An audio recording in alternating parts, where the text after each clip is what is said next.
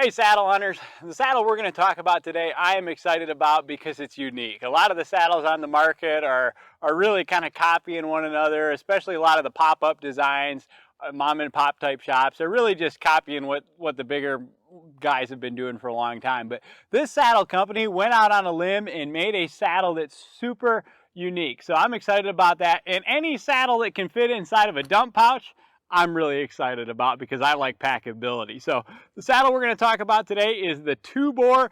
This is kind of a hammock style saddle made of this ripstop type material. So really unique. Let me get it out of the bag here and we'll talk through it. But I'm excited about this one.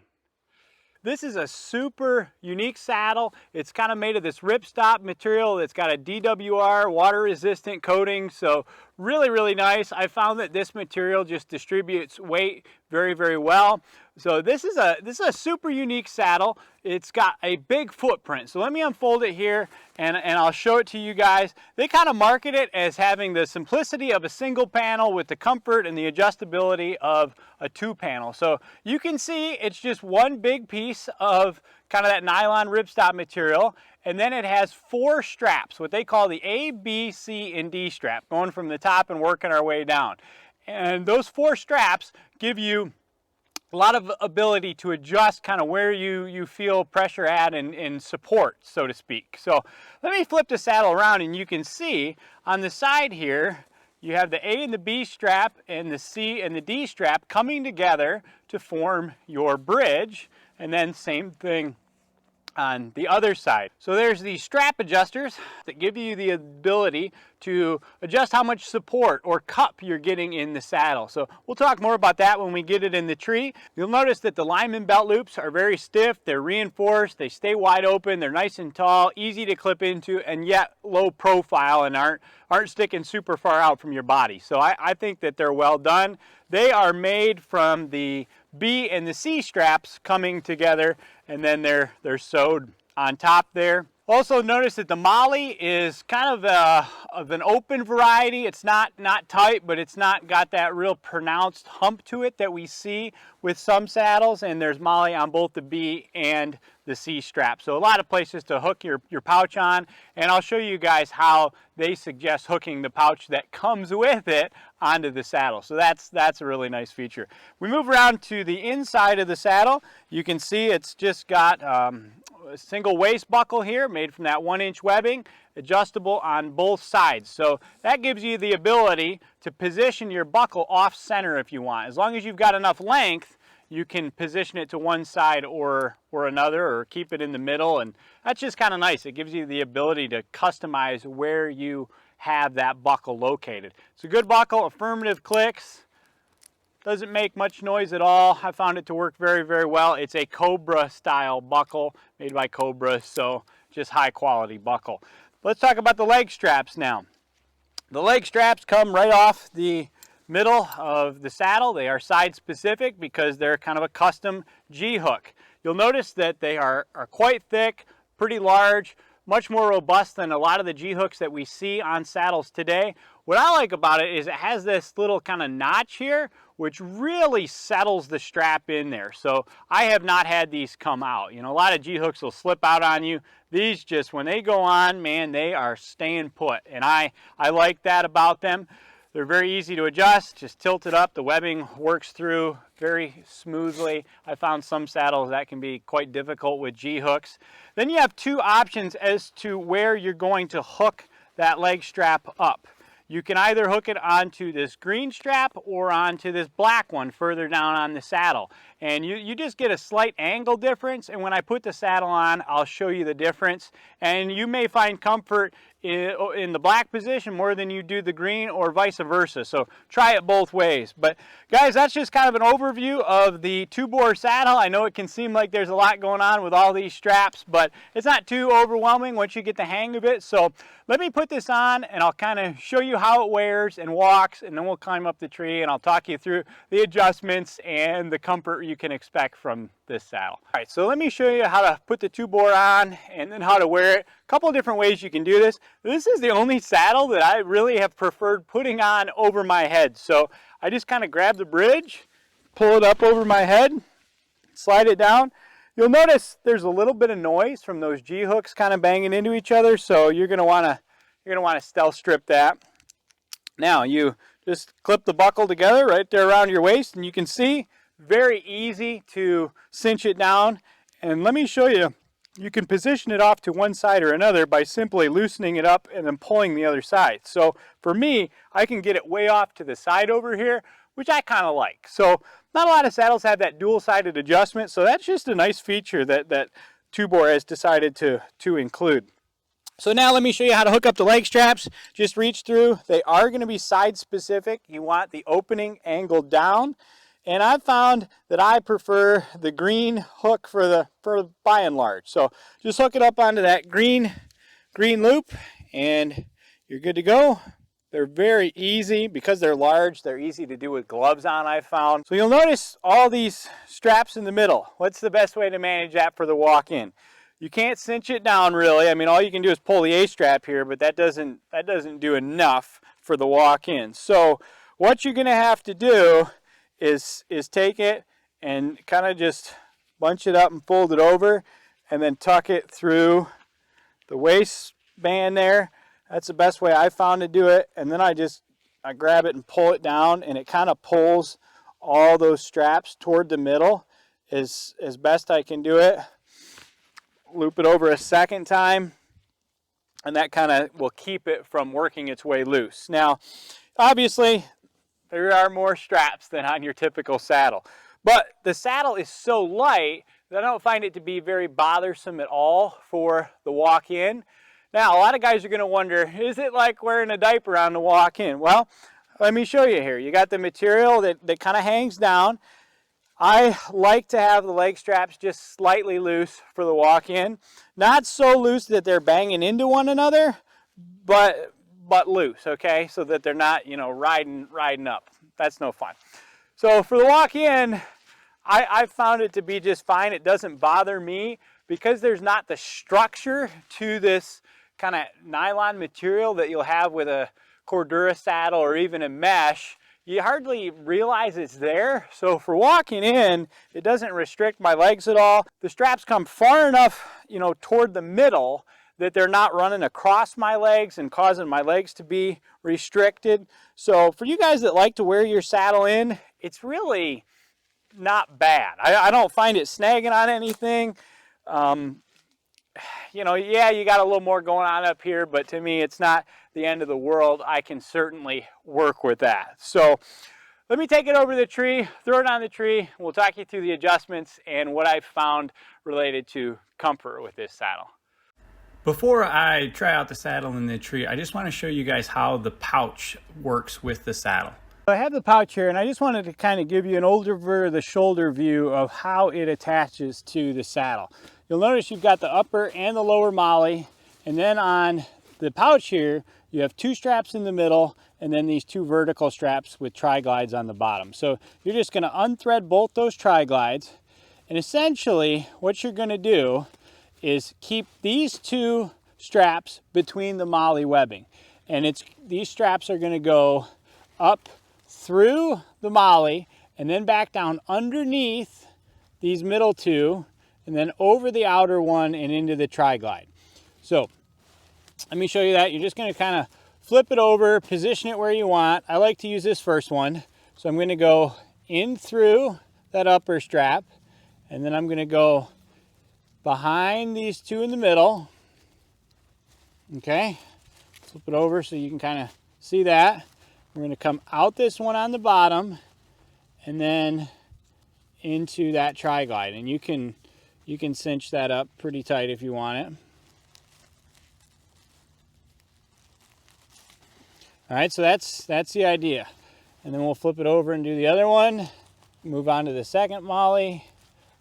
Underneath that one, underneath the two in the middle, into this bottom one, and then into the tri-glide.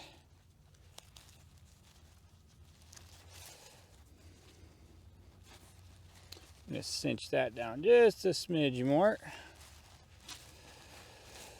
And there you have a pouch. You can see it can slide a little bit, just the width of the molly, nothing crazy. It's very secure, very solid.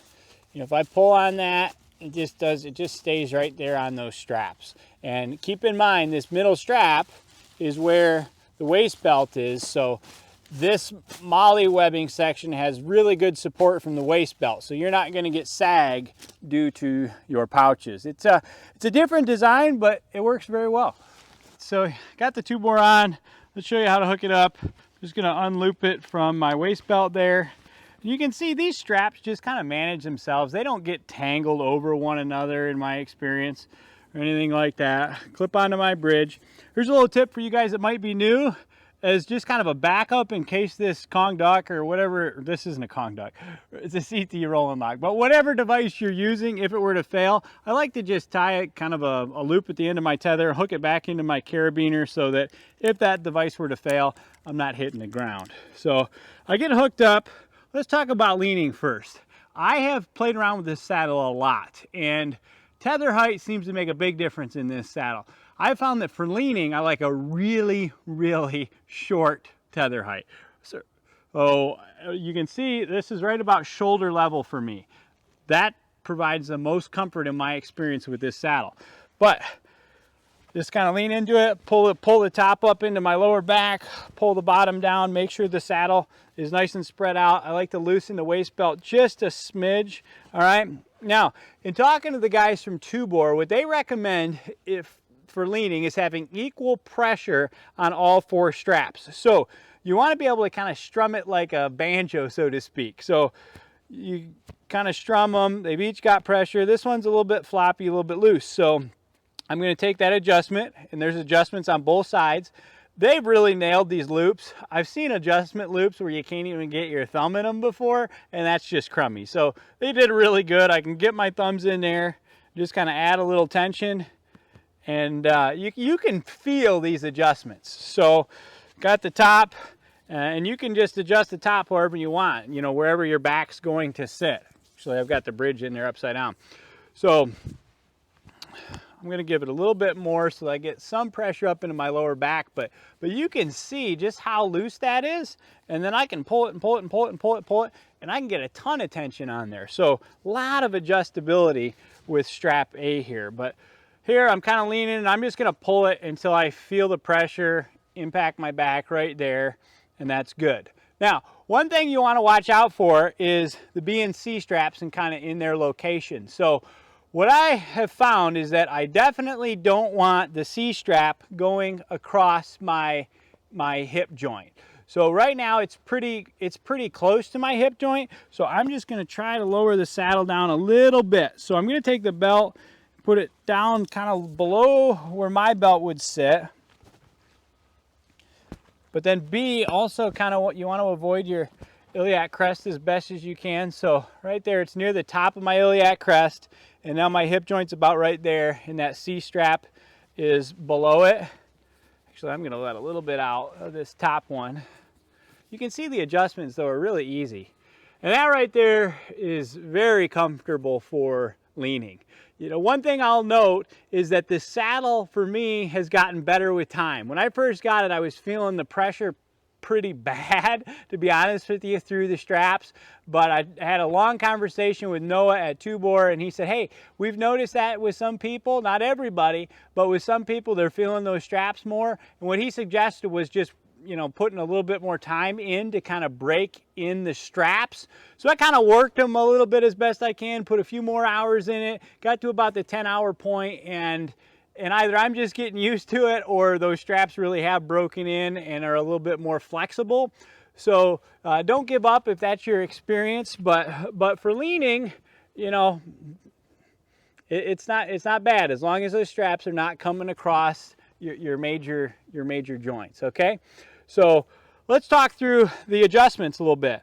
For leaning, like I said, you want kind of equal pressure on all four of them, but you may like a little bit more back support. So you just pull on A, and A only adjusts from one side, and you can get really good back support. I mean, that is a lot of good support. Now the bottom strap, I if you have it too loose, I don't notice a huge difference. Matter of fact, you can fold this material up some, and I have done that with success, bringing D up kind of into C and then tightening D down seems to have helped in the past when I was feeling pressure on C. So that right there would work well as well. So there's just a lot of adjustment that you can get with this saddle. So let's talk a little bit about sitting now. Sitting, obviously I'm gonna let a little bit of length out because my knees are way too angled for what I like to do. So I'm gonna lower the tether about 2 inches, and for me that's about all it takes. All right, so I'm sitting down now, and a couple things that I noticed that you need to take care of. The first is you wanna make sure that your butt is kind of right in the middle of the body of the saddle between straps B and C. And I found that it can be a little bit particular, you know, because B is flirting with your iliac crest and C is flirting with your hip bones. So if I'm sitting like this, I can feel a lot of pressure in strap C and not so much in a lot of the other straps. And that just would be uncomfortable really quick. So with this saddle, you just got to keep that principle in mind that you want pressure distributed across the straps. So first thing I'm going to do is take my adjusters on strap D here, and I'm going to pull them up. And I notice right off the bat, by pulling those up, pressure gets distributed off of C, okay, and that makes a big difference. Now, you can notice I have no pressure on A right now, on the top. So I'm going to take that strap, and I'm going to put pressure into the top of the saddle as well.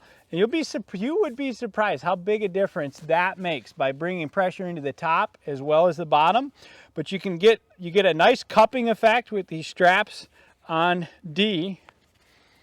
And now my pressure is a little bit more evenly distributed across all 4 straps, all right? And it's comfortable to sit in.